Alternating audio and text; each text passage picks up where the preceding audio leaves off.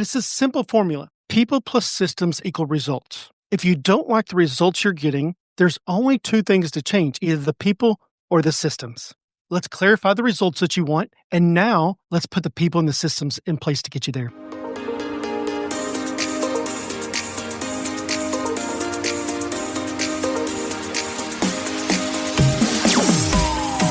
Entrepreneurs, we are diving into an episode all on leadership. He's a catalyst for transformation and an executive leadership coach. We're traveling out to Texas to sit down with Nick Edwards today. And with more than 2 decades of leadership experience, he's become a trusted voice to CEOs, entrepreneurs, yes, even you listening on, pastors, and high-capacity leaders who are navigating the pressures of life, leadership, business, and legacy. And I love his mission. It's clear: guide leaders to greater results. Nick, welcome to That Entrepreneur Show. Man, Vincent, thank you so much for allowing me to be on with you today. What an honor. Able to listen to several of your shows, and it really is. You've had a great audience, and it sounds like you're doing some incredible things. So what an honor to be with you today. I appreciate the kind words, and right back at you. We're going to bring a ton of value here to you entrepreneurs. We talked about him as a leadership coach. He's the founder of My Leadership Coach, coaching consulting firm known for crafting visionary growth strategies, aligning teams, and developing leaders who drive results. So don't worry, we'll dive into the tangible tips to attack these areas. But he also co-owns another business, real serial entrepreneur here.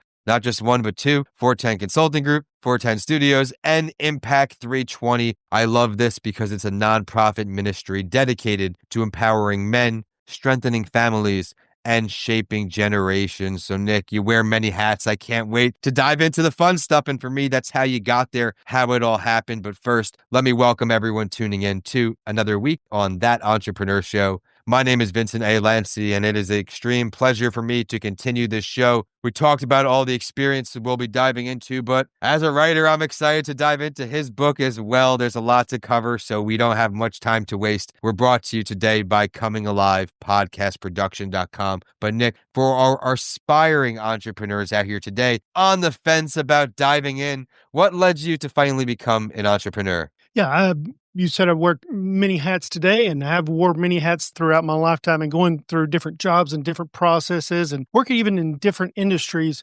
For me, what I realized is there is people who desire to be leaders, people who desire to have companies that really have a serious impact, but they don't always know the how. They don't always know how to overcome the hurdles. And everywhere I went, I just felt like there was this void of very healthy leadership. There's a lot of leadership, but is it healthy? And what does that look like? And for me, as I went through that process, what does it look like to give back and to help leaders to be at their very best?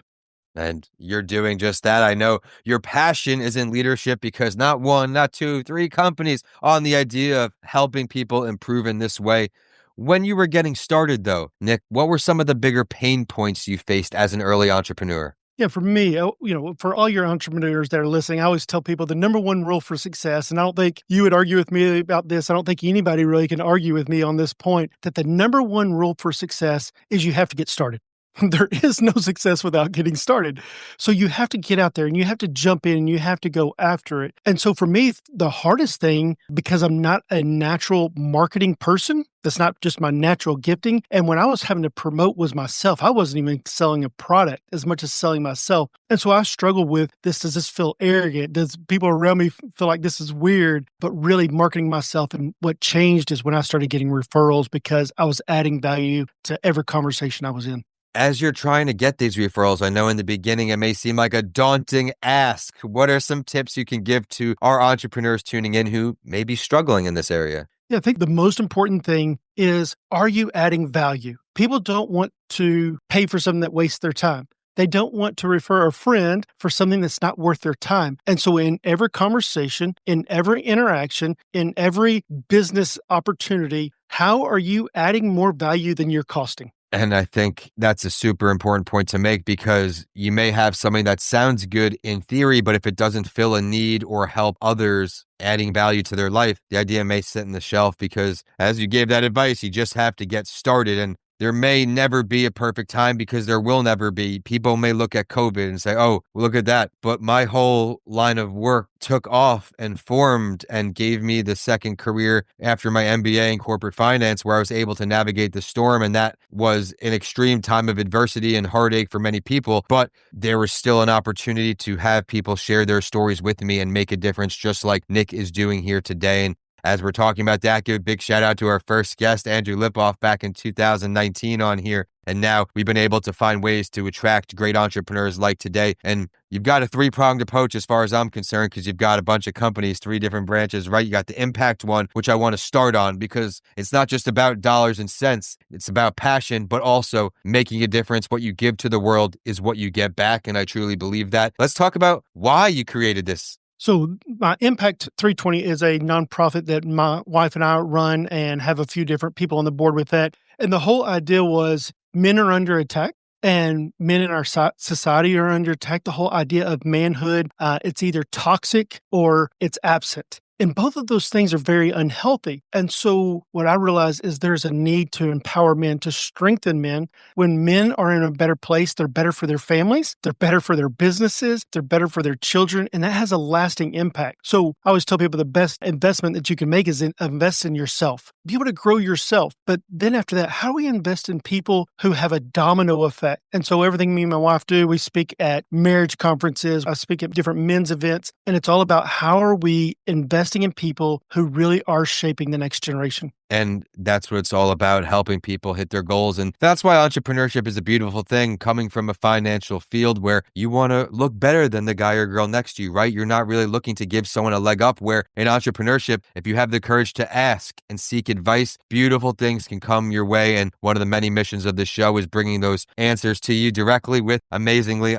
and successful entrepreneurs like today. But I know leadership's your jam, leadership's your passion. What led you to start your first leadership company? So I was actually going through some struggles. The position I was in was really successful. I was leading a growing organization. My opportunities were growing in the company. But what I saw coming forward was my position was becoming more managerial.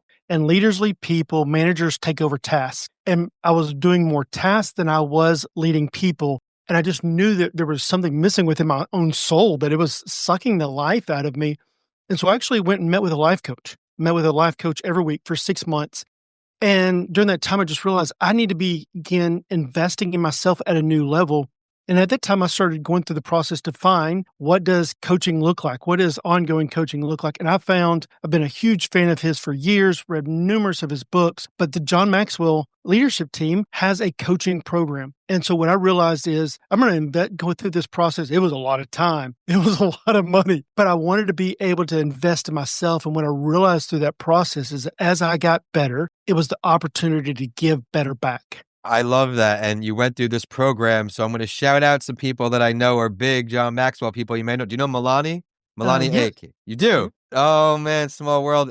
Enrique Acosta. Do you know Enrique? I don't think so. All right. Well, we're going to get you connected here on LinkedIn after the show. I love good. hearing this. And Milani's been a great supporter of the show, been on a few times. And I know she lives and breathes John Maxwell. There's a lot of value in that. Stick around to the end of the show so you can get to our guest today, his website, and see all of his accomplishments just like that. But you didn't stop with just a leadership company, right? And then you did some more consulting work. So let's talk about first a lesson learned from owning your first company that you were able to successfully apply to company number two. Yeah, so I told you one of my struggles was marketing, and what does that mean, and how do I get my name out there? And so as I started working with more and more companies that were trying to hit their first $1 million year, to companies that were trying to hit $100 million a year, to companies that were hitting over $500 million a year, and everywhere in between, they had certain struggles that continue to be patterns. And one of those patterns were most entrepreneurs are really good at their trade, but they're not really good at business.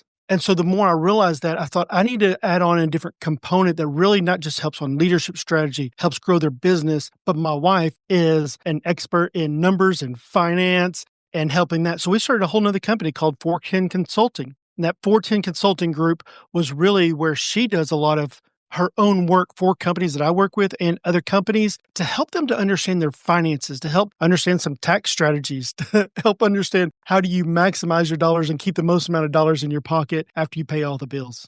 And as you both have been grinding and grinding together, you've been working with $1 million business owners now, right? Corporate teams and leaders, not just in the $1 million level, but at every level. What are the top 1 to 2 things that you feel separate those who thrive from those who stay stuck? Yeah, number one is you've got to have a clear vision. If you don't know where you're going, if you don't know where you want to go, how can you ever get there? So I like telling the story that you don't go to the airport and pick a plane based upon which plane's the shiniest. Or I know someone who works for that airline. You pick the plane based upon the destination that's going to. So if you don't know where you want to go, how do you begin to build a system and a strategy to get there? So the number one question I always ask people is, what do you want? What do you want in a year, 5 years, 10 years, 20 years down the road? So let's identify and be really clear on what are the things that we want for the future. Then what are the strategies, the steps, the people that are going to get you there? So one of the things I came up with, you may have heard this somewhere. I don't think I stole this from somewhere, but I'm never going to say I didn't. But it's a simple formula. People plus systems equal results. And I don't know that I've ever heard it that simple or that clear. If you don't like the results you're getting, there's only two things to change, either the people or the systems. Let's clarify the results that you want. And now let's put the people and the systems in place to get you there. The systems in place are what started to take me to the next level. First, it was delegating, right? Letting go, starting with some tasks with an assistance, and all that evolves into a full team. I absolutely love that, but you didn't want to just stop at opening 1 company, 2 companies, 3 companies to make a difference. You said, okay, I'm going to put my expertise into a book, right? Recognizing not everybody may be ready for coaching, want coaching, but I think books, and I challenge everyone tuning in today, it's the best form of a business card you never knew you needed, where people have the opportunity to get to know you maybe before they start doing business, to answer some questions on their own. You've got an awesome book, Big Dreams, Small Steps. First, I always ask this: did you think as a little kid you would eventually have a published author on your resume? It was a dream, but I never thought it would become a reality. All right. All right. Well, Yeah, then like you even in did it college, I though. thought, man, I would love to be able to write a book one day, but I'm not a very good writer. I'm not a very good reader. I read a lot today, but I've always struggled to read when I was young, and even through college, I struggled to read and to comprehend, and so, but to being where I am today, it really is all about the small steps. And tell us a little bit about this book. What is the idea behind it? I'm excited for it. So, first of all, it just starts off with this idea of we dream too small. Entrepreneurs settle for too little. We in our lives, we settle for too little. And so I challenge people, what does it mean to dream bigger? And the reason I really have this, and I started thinking about this 7, 8, 10 years ago. And then John Maxwell said something one time, and I was in this small group with him, and he just throws up wisdom. And it's just like, oh my gosh, get everything you can. And he said, we need to put a 10x on our dreams. So whatever your dream is, whatever your goal is, what do it mean to put a 10x on it or a 100x on it? And so I've been thinking about that for years, but the way he always puts it, it's amazing. So big dreams. We need to dream bigger and at the same time be willing to take the small steps. So the books really broke down into 4 areas. Number one, what do you want? And that's really the clarifying vision. What do you want? You need to know what you want. And then number 2, you need to know why you want it. We all know Simon Sinek and start with why. And I don't I've want to got go it against what somewhere he's over here. saying. Yeah. Yeah. And it's start with why, but I think it's start with what. If you don't know what you want, then you don't know why it's important. Now, he's got a lot more followers and a lot more information out there than I do. But if you don't know what you got to start with, what do you want? Why do you want it? Why is your motivator? The what gets you going, the why keeps you going. And then how are you going to get there? We take the gap from where we are to where we want to be. I'm a new entrepreneur. I made $20,000 this year. I want to get to 100,000. I want to get to 1,000,000. And we just look at it going, it's too big. And we get overwhelmed by it. Instead of starting with what is one thing I can do today that moves me in that direction? What's one thing I can do tomorrow that moves me in that direction? And it's the culmination of all those small things that have huge impacts on our life. And the last thing is who's going with you. And the reality is not everyone. Not everyone wants to go, and not everyone can go where you want to go. And that's okay. I love how you said that there. And I'm a big advocate for breaking things down into small, actionable, and manageable steps where, of course, the end goal of, oh, I'm going to write the book today. Oh, if you didn't start yet, where do you be? All these things with your mind. Let's break it down piece by piece. But while we're on the topic of book talk, what's one piece of advice you can give to someone who wants to write a book and is a first-time author to be, and something you wish you knew maybe? Right, right, right. Make notes. Everywhere you go, make a note. Have a note on your phone and create your outline. Here's the 10 things I want to talk about. You can go back and simplify them later, but make notes. Find ways to keep quotes. Every time you read a book and you find a quote, man, that really works with what I'm trying. Have a way to file those things away so that you can find them later and organize them.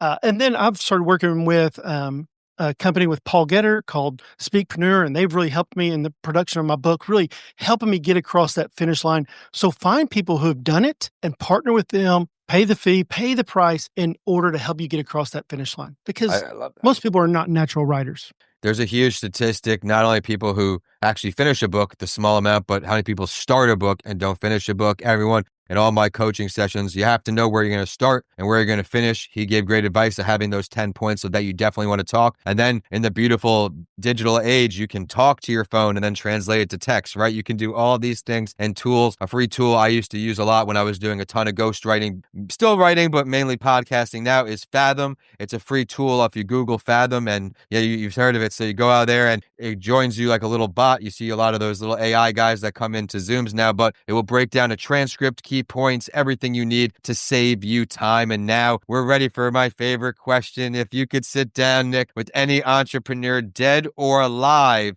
to pick their brain or her brain, who's at the top of the list? I really wasn't ready for this question because I really don't have a good answer for it. And so I was trying to rack my brain about what entrepreneurs that I'd really look up to. Obviously, I love what John Maxwell does. He's absolutely amazing and starting multiple companies in his whole leadership. But someone who, I don't know if it was to be the one person, but the person that I'm really following over the last 18 months, 2 years, has been Cody Sanchez.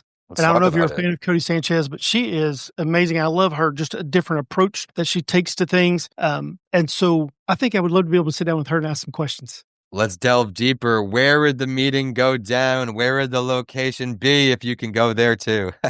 Yeah, I would love to see what her corporate office looks like and how she has structured that and the team that she's built around her. No one is successful on their own. You have to have a team of people around you. What does that look like? How has she built this network and team to really allow her to do amazing things? Oh, wow. We're going to have to tag away when we go live. But Nick, I want to thank you so much for taking the time to inspire and join our community of entrepreneurs. Everyone, remember to subscribe to stay current with this community. But first, Nick, where can we find you online? Where can we find the book? Yeah, the book will be out here in the next month or so. And so everything will be on my website, myleadershipcoach.org. That's myleadershipcoach.org. And so it's been an amazing journey, and look forward to continue to invest in leaders, entrepreneurs, business owners who really want to really achieve greater results. Everyone, by the time this episode comes out, that will be live. So get ready and go grab that copy today. My name is Vincent A. Lancy. I want to thank everyone for taking the time to join us and improve ourselves, leveling our entrepreneurship game up all the way. I look forward to seeing everyone on the next episode. And Nick, thank you so much. Thanks, brother. Appreciate it.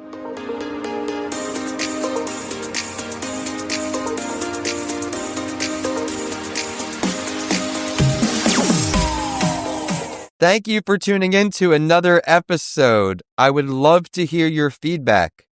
What did you love? What do you want to see more of? Are there any questions you would like me to ask the guests who come on the show? This show is not possible without you, the amazing listeners, so please email us at podcastsbylancy@gmail.com and let us know what you think. We'll also feature you on a later show. Please remember to subscribe to stay current with our amazing community of guests who will continue to come on the show, sprinkled in with solo episodes from me, Vincent A. Lancy. With that, I look forward to introducing more shows to you each and every week. And with that, we're signing off today. Enjoy the episodes and make it a great day ahead.